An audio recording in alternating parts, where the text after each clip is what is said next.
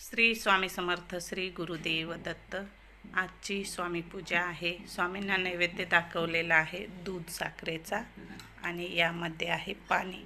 आपल्या घरात फोटो किंवा मूर्ती असेल तर नक्की स्वामींना रोज नैवेद्य, रोज तसा तर नैवेद्य केला जातो, पण स्वयंपाक उष्टा होतो कधी कधी। मग ते नैवेद्य दाखवणं नाही झालं आपल्या घरात शिजवलेल्या अन्नाचा, तर दूध साखरेचा किंवा नुसत्या साखरेचा किंवा ड्रायफ्रूटचा, हे कशाचाही तुम्ही दाखवू शकता। आणि पाणी मात्र ठेवायचं आहे स्वामींना। चला, आज एक छोटासा उपाय सांगणार आहे, नक्की करून बघा। उपाय काय आहे?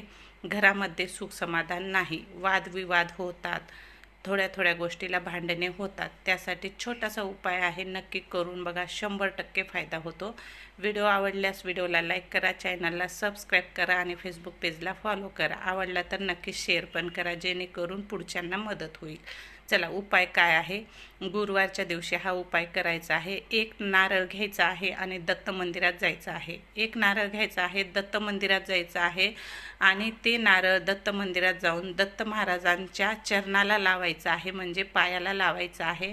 आणि स्वामींना, दत्त महाराजांना विनंती करायची आहे की माझ्या घरामध्ये कलह होत आहेत, वाद होत आहेत, सुख समाधान नाही, बरकत नाही, यासाठी स्वामींना प्रार्थना करायची आहे। म्हणजे दत्त महाराजांना हे सगळे बंद होऊ द्या, घरामध्ये सुख समाधान येऊ द्या, कलह थांबवू द्या, भांडण वादविवाद थांबवू द्या आणि तुमचे जे काही कामं आहेत ते होऊ द्या, असं म्हणून विनंती करायची आहे, प्रार्थना करायची आहे।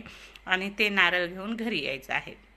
घरी आल्याच्या नंतर ते नारळ फोडायचं आहे आणि सर्वांनी प्रसाद ग्रहण करायचा आहे, घरातल्या सगळ्यांनी, लहान मोठ्यांनी।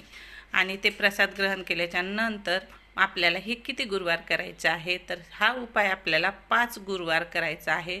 100% फायदा होतो। फक्त कोणताही उपाय करताना विश्वास ठेवा आणि श्रद्धा ठेवा। तुमची जी काही अडचण आहे ती स्वामीवर सोपवा, दत्त महाराजांवर सोपवा आणि हा उपाय नक्की करा। आणि मनातून प्रार्थना करा, काळजातून प्रार्थना करा, स्वामी नक्की तुमच्या मदतीला धावून येतात। श्री स्वामी समर्थ, श्री गुरुदेव दत्त। आवडल्यास नक्की फॉलो, शेअर करा, चॅनलला सबस्क्राईब करा। भेटू पुन्हा अशा छानशा उपायसोबत, छानशा व्हिडिओसोबत आणि आपल्या स्वामीसोबत। तोपर्यंत स्वामी सेवेत राहा, स्वामी सेवेकरी व्हा आणि सर्वांना स्वामी सेवेत आणा। श्री स्वामी समर्थ।